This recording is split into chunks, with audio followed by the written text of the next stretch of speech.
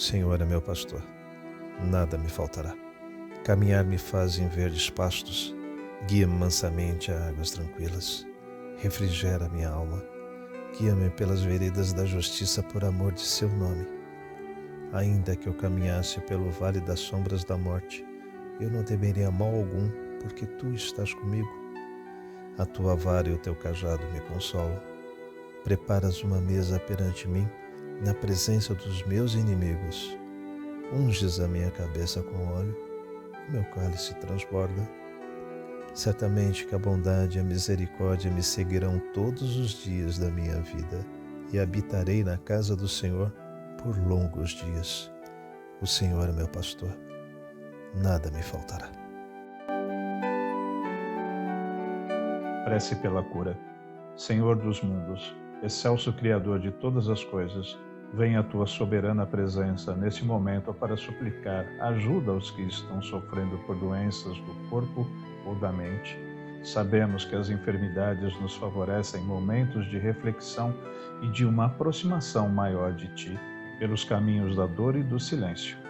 Mas apelamos para a tua misericórdia e pedimos: estende tua luminosa mão sobre os que se encontram doentes, sofrendo limitações, dores e incertezas.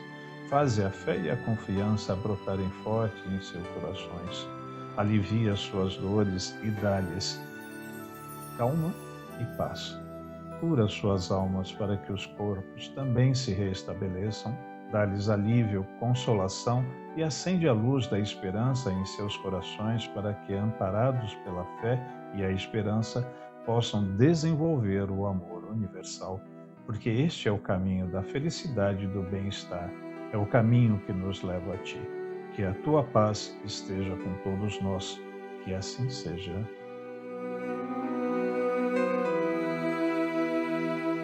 Pai nosso que estais nos céus, santificado seja o vosso nome. Venha a nós o vosso reino, seja feita a vossa vontade, assim na terra como no céu. O pão nosso de cada dia nos dai hoje. Perdoa-nos as nossas ofensas, assim como nós perdoamos a quem nos tem ofendido.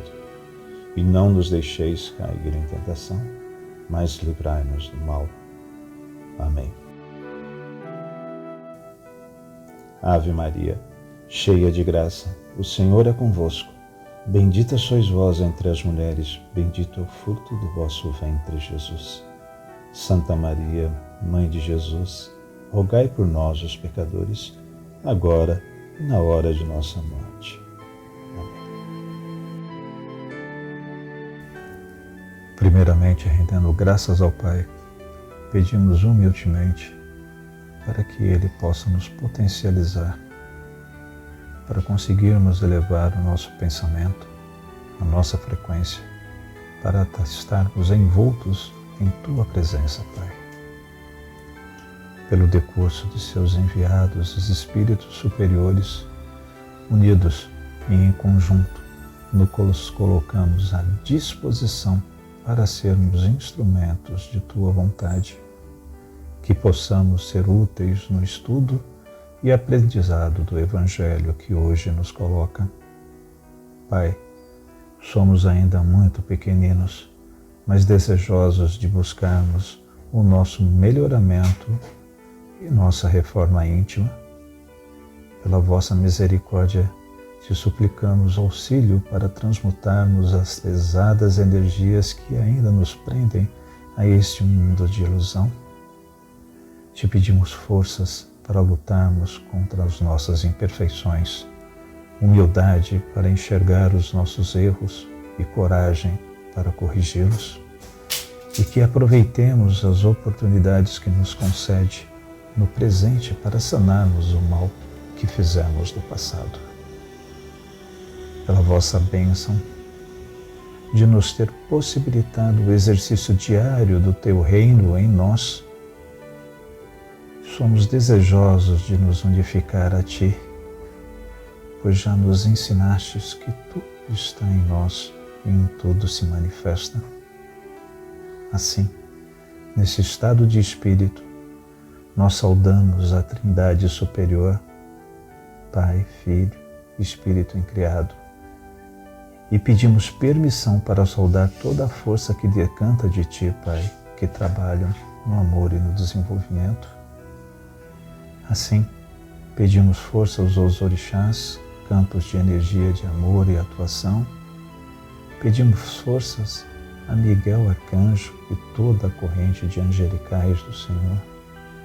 Pedimos forças à corrente franciscana, essa corrente que nos ampara, nos auxilia, a Xangô, que nos fortalece e sustenta, e ao Caboclo Tupinambá, nosso guia-mestre, que tanto nos orienta. Pedimos ainda pela paz no mundo, paz entre povos e nações, governantes e governados, mas principalmente pela paz em nós, em nossos corações, e que possamos disseminá-la e promovê-la onde quer que nós estejamos. Pedimos pelos idosos que possam assisti-los, que possamos assisti-los, entendendo as suas necessidades e sua realidade, devolvendo um pouco do amor que com certeza tiveram para conosco. Pedimos pelas crianças para que possam viver em paz, que possam amar e serem amadas. Pedimos pelas crianças da creche Santa Clara, pelas pessoas que ajudam a creche Santa Clara e os projetos sociais de nossa querida CFA. Pedimos por todos os irmãos necessitados que se encontram em hospitais, manicômios, prisões, meia-guerras, conflito étnicos ou qualquer outra situação de vulnerabilidade. Pedimos por todos os espíritos encarnados e desencarnados cujos nomes nos vêm à cabeça nesse momento, rogando a Deus por cada um deles. Por fim, rendemos glória ao Espírito incriado, ao Pai, ao Filho, assim como é desde o princípio e sempre será. Amém.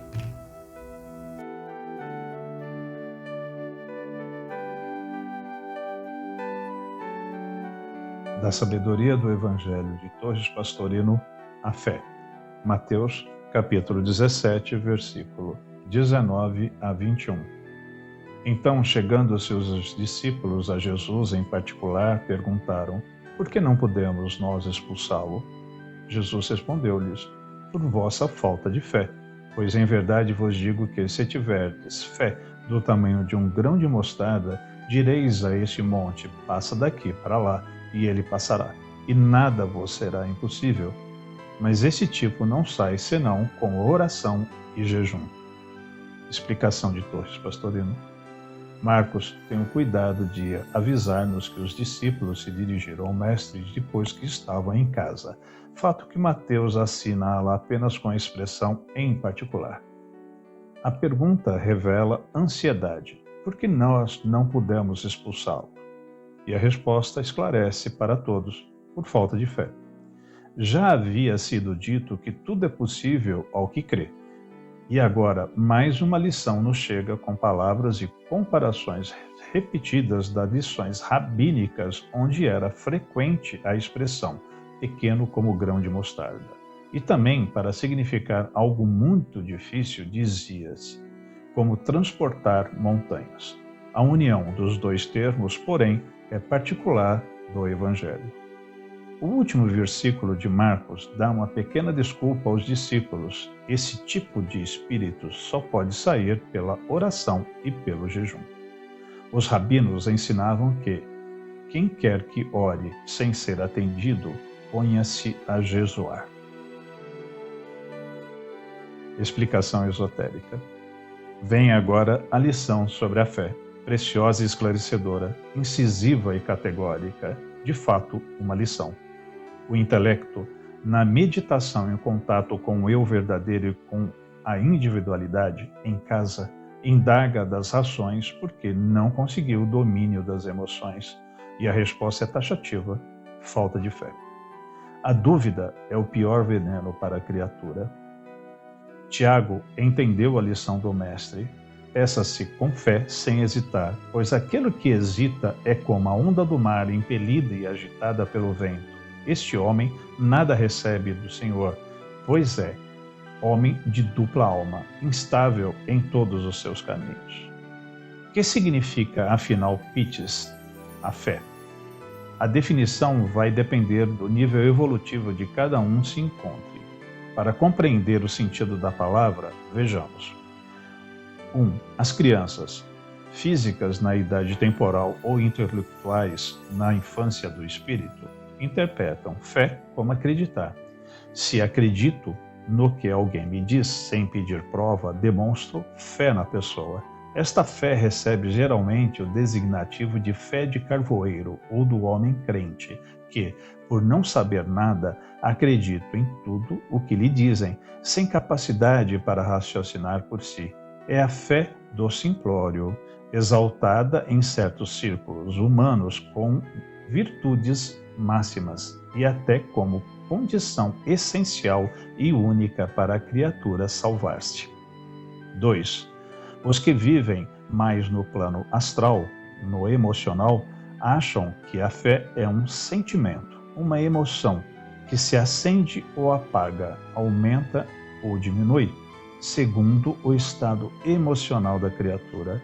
É a fé que se conquista diante de um ato de generosidade ou se perde num segundo diante de uma desilusão, mais baseada nos outros, com suas qualidades e defeitos, do que a si mesmo, em seu próprio conhecimento da verdade. É a fé que vibra altaneira e provoca, às vezes, gestos heróicos e retílicos, mas que também pode levar a extremos opostos de aridez e até de ateísmo absoluto, de materialidade total. 3. Os intelectualizados que baseiam tudo no raciocínio horizontal e na pesquisa preferem como sinônimo de fé a palavra convicção, certeza, confiança. Representa, então, uma virtude intelectual, um fruto da experiência e não mais uma emoção. Supõe o conhecimento profundo do assunto. A certeza científica baseada neste conhecimento é a fé. É a segurança do químico que, ao fazer as combinações de ácidos com bases, tem a certeza de que obterá um sal. Fé absoluta, fé raciocinada e experimentada, com fundamento em fatos vividos e verificados sob controle. Outros preferem considerar a fé como demonstração de fidelidade. Esses, já vivendo acima do intelecto, sintonizados com a razão ou individualidade, compreendem que a faculdade essencial à criatura é a fidelidade aos princípios. Uma vez conhecido o caminho e encontrado o mestre, não haverá mais esmorecimentos nem desvios, não se permanecerá mais no saber, nem no dizer, nem mesmo no fazer, mas se exigirá de si mesmo o máximo, o ser total, integral, ser igual ao mestre, numa completa e total fidelidade de reprodução, como a cópia de carbono com o original, como a estátua de gesso com o molde de barro, como a imagem no espelho com quem se mira. Essa é a interpretação que demos à quarta bem-aventurança. Felizes os que buscam o ajustamento, a justeza do modelado com o modelo, do cristão com o Cristo. A qualquer dessas interpretações podemos aplicar, cada um em seu grau, a lição ministrada. A fé, ainda que do tamanho de um grão de mostarda, ou seja, embora ainda esteja no início do desenvolvimento, nos primeiros passos da caminhada, já será suficiente para obter-se extraordinário efeito. Lógico que o efeito corresponderá em grandeza ao adiantamento do nível evolutivo de quem a possui e a vive. Mas não é mística diplomar-se como professor de matemática superior para realizar as 4 operações. Desde que a faculdade exista, desde que a causa haja, o efeito é produzido. Para fazer luz numa lâmpada, não há necessidade de movimentar-se uma usina elétrica e nem mesmo de possante gerador. Até uma pilha acende uma lâmpada de 6 volts, mas a luz é feita. É fraca, mas é luz. Assim, A montanha poderá ser transportada de cá para lá, seja uma montanha de dificuldades, ou de terra, ou de defeitos, ou de fluidos, ou de correntes do astral, ou qualquer outras. A expressão montanha exprime simplesmente algo de grande, de imenso, de impossível de abraçar-se com os curtos braços humanos. Não há montanha que resista a quem tem fé. Nada é impossível ao que crê.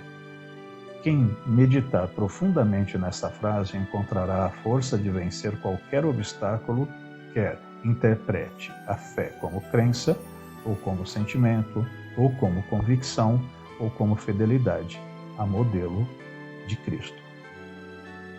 No entanto, há coisas em que a fé opera apenas por meio da oração. Não é da reza repetida mecanicamente, novenas e trezenas, mas a oração da união total com o Cristo interno. A meditação e o mergulho em que a criatura consegue ajustar-se totalmente ao Criador, em que a onda sonora sintoniza perfeitamente com a emissora em que o cristão se cristifica. A palavra Jesum, que aparece em alguns códices, é rejeitada por inúmeros hermeneutas. Tem sua razão de ser nesta interpretação, pois com ela não se entende o jejum de comida física, mas o jejum de materialidade. Explicamo-nos: aquele que se desprende da matéria e vive unido do Cristo, ou seja, que vive na matéria sem ser matéria, ou que vive no mundo sem ser mundo, este é o que jejua. Com efeito, mesmo estando diante das iguarias tentadoras do mundo e de suas paixões, ele permanece sem nelas tocar, em oração unido ao Cristo, em jejum, desligado da matéria. Então está realmente espiritualizado, ou melhor ainda, cristificado.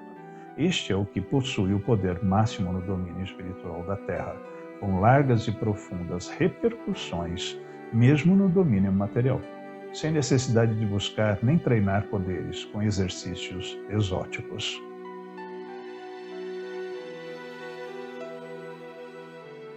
Irmãos, na leitura temos uma explicação a respeito da fé, explicando que existem diferenças de entendimento em relação à fé de acordo com a realidade de cada um.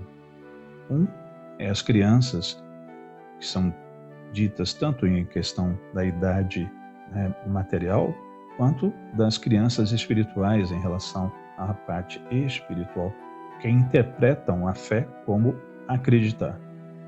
Depois fala dos que vivem mais no plano astral, o plano emocional, que interpretam a fé um sentimento, uma emoção que se acende ou apaga segundo o estado emocional daquela pessoa. Já os intelectualizados, que se baseiam tudo no raciocínio, preferem como sinônimo de fé uma explicação de como sendo convicção, certeza, confiança. E por fim, ele fala sobre um quarto entendimento, onde outros preferem interpretar a fé como demonstração de fidelidade aos princípios. Independente de como for o nosso entendimento em relação à fé, sempre devemos recorrer a ela, seja em qual, portanto, estágio estivermos, para buscarmos forças e orientações para que nós possamos mover as nossas montanhas de miasmas, de pensamentos, de mentalizações que escravizam, enfim, para buscar orientações para seguirmos um melhor caminho, de buscarmos ajuda às nossas fraquezas. Porém, o texto, ele nos adverte que há coisas ou momentos em que a fé, ela só se opera, ou seja, ela só atua na causa por meio da oração. É nesse momento que estaremos unidos ao Cristo, que nos ajustaremos à sua frequência, mesmo que não totalmente ou com ruídos, pela nossa pequenez espiritual. É neste estado, unidos ao Cristo, que se manifestará em nós o que for necessário e permitido de acordo com as nossas necessidades. É um momento em que nós vamos nos reinteriorizar, estarmos interiorizados e unidos ao Cristo, a um bom pensamento, a um momento que nos dê conforto, que nos faça unir ao nosso Criador.